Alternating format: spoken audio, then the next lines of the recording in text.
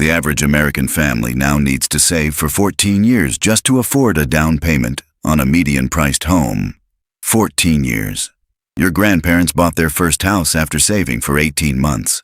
Something fundamentally broke in how wealth transfers through housing, and there's a specific philosophical framework that explains exactly why this happened. The Jewish tradition has a concept called machzor, which describes economic cycles that must reset to prevent permanent classes of haves and have-nots. Every 50 years, according to ancient Jubilee laws, all land returned to its original families. Debts were forgiven. Economic power redistributed. The wisdom wasn't about charity or fairness in some abstract sense. It was about recognizing a mathematical certainty that without forced resets, capital compounds in ways that eventually make entire systems collapse. We stopped doing resets. We called it progress. We celebrated the elimination of these archaic practices. And now we're living through the exact consequence those ancient economists predicted. Here's what actually happened. In 1971, housing prices and wages moved together like dance partners. You worked, you saved a reasonable percentage, you bought property. The relationship was proportional. Then something shifted in how we treated housing itself. It stopped being primarily shelter and became primarily an investment vehicle. That philosophical shift changed everything. When housing is shelter, society has incentive to keep it affordable because you need workers to have places to live near their jobs. When housing becomes investment, society has incentive to make it expensive because your retirement account depends on your home value climbing. These two purposes are mathematically incompatible. You cannot maximize housing as investment while keeping it accessible as shelter. The Jewish economic tradition understood this paradox 3,000 years ago, which is why they separated land ownership from permanent wealth accumulation. The numbers tell a story most people sense but can't articulate. In 1970, the median home cost 2.2 times the median household income. Today, it's 5.8 times. Your salary would need to more than double in real terms, just to have the same access your parents had. But it's not just about the multiple. It's about what that multiple represents philosophically. When housing costs twice your annual income, it's shelter you're purchasing. When it costs 6 times your annual income, it's a speculative asset you're gambling on. The entire relationship between human beings and the spaces they inhabit transformed from a stability mechanism into a wealth extraction system. And this transformation was sold to us as sophistication, as financial evolution, as the natural progression of free markets. Jewish thought has a principle called lifnim mishurat hadin, which means going beyond the letter of the law to its spirit. The spirit of housing law should be ensuring people have stable shelter. The letter of our current housing law technically allows anyone to buy property. See the trick? We followed the letter while abandoning the spirit entirely. You can legally buy a home, sure. You just need to somehow save 6 years of your total income while simultaneously paying rent that consumes 40% of that income. The math doesn't math, as they say, but the law is technically neutral. This is how systems maintain the appearance of fairness while producing deeply unfair outcomes. The Jewish legal tradition specifically developed concepts to catch these gaps between technical legality and actual justice. Drop in the comments where you're watching this from, because this pattern plays out differently depending on your local market. But the underlying mechanism is identical everywhere. Vancouver, Austin, Sydney, London. The cities change, but the formula remains. Housing became financialized. Once something becomes primarily a financial instrument, its utility as a physical good becomes secondary. We see this with all commodities that get financialized. Food futures markets that drive up grain prices while people starve. Water rights trading while communities face drought. The item itself becomes almost irrelevant compared to the ticker symbol representing it. There's a specific moment this crystallized. The 2008 financial crisis should have been the reset. Should have been the Jubilee moment when we forgave debts, redistributed access, and rebuilt the system with better foundations. Instead, we bailed out the institutions that created the crisis and let them buy up foreclosed homes at pennies on the dollar. Those homes are now rentals owned by corporations. permanently removed from the ownership market. BlackRock and similar firms own entire neighborhoods. They can't live in those houses. They're corporations, but they can extract rent from people who could have been owners. This is the opposite of Jubilee. This is anti-Jubilee. Taking a crisis moment that could have reset the system and using it to further concentrate ownership. The Jewish concept of Baal Tashchit prohibits wasteful destruction, but it's broader than that.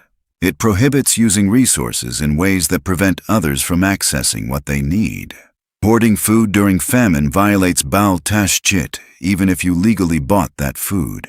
The principle recognizes that individual property rights exist within a larger obligation to community survival. Modern housing policy has no equivalent principle. We have property rights disconnected from any obligation to ensure housing accessibility. You can own 40 properties you never visit while families live in cars. Legally unquestionable, ethically grotesque. The gap between those two realities is where entire generations fall through. Your parents bought homes with 30-year mortgages at reasonable interest rates, built equity, and that equity became their retirement security. The system worked for them.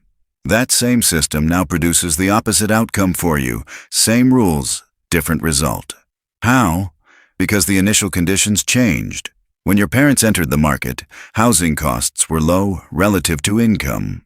Each generation could enter at reasonable prices.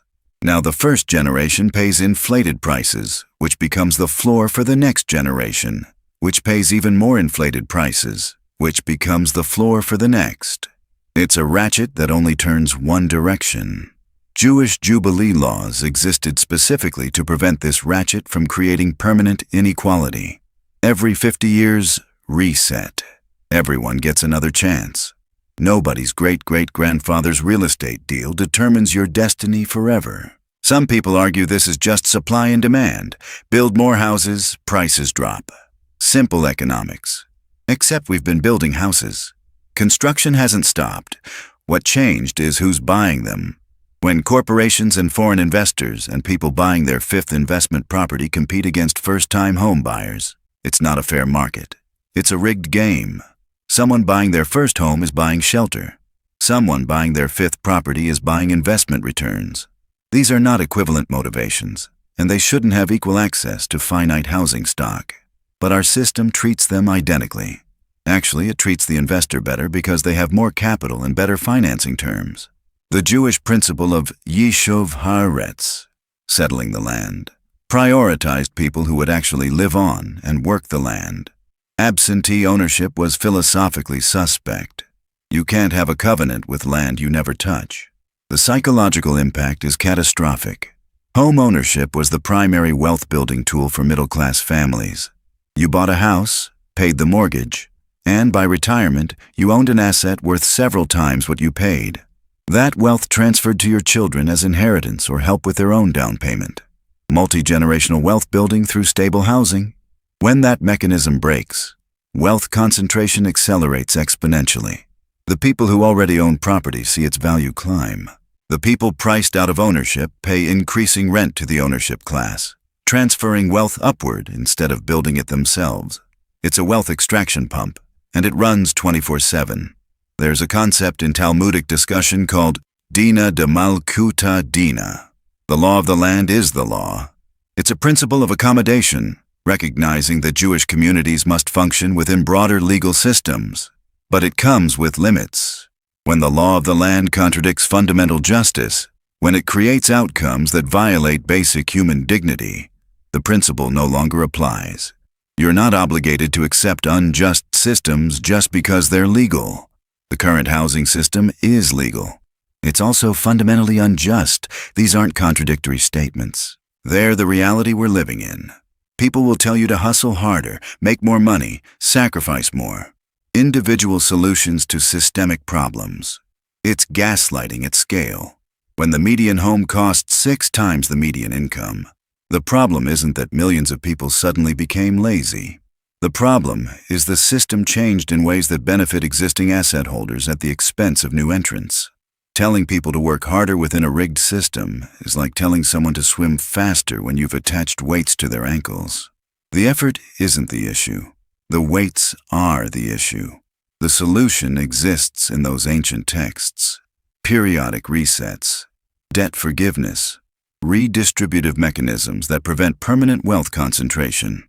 We call these ideas radical now. They were considered basic economic hygiene for thousands of years. The radical thing is what we're doing currently, allowing unlimited wealth concentration through housing with no release valve.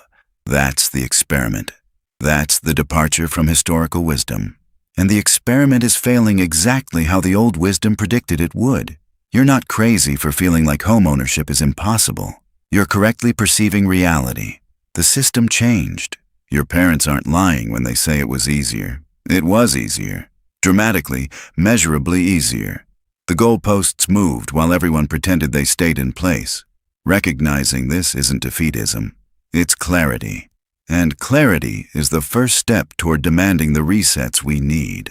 Those who truly understand that this isn't about personal failure but systemic design will drop this in the comments. The system changed, not me. That phrase carries weight because it shifts the analysis from individual inadequacy to structural dysfunction, which is where the analysis belongs. And after everything we've broken down here, you've just gained a framework that most people will never access because it requires looking at housing through a lens our culture actively suppresses. This kind of deep structural analysis that connects ancient economic wisdom to modern crises is exactly what keeps happening on this channel. Subscribe so you don't miss the next piece of this puzzle. And hit that like button because this conversation needs to reach people who are blaming themselves for a system designed to exclude them. What I'm revealing next will show you the even deeper mechanism behind why wages stagnated at the exact moment housing costs exploded. And that connection is going to reframe everything you think you understand about the last 50 years of economic policy.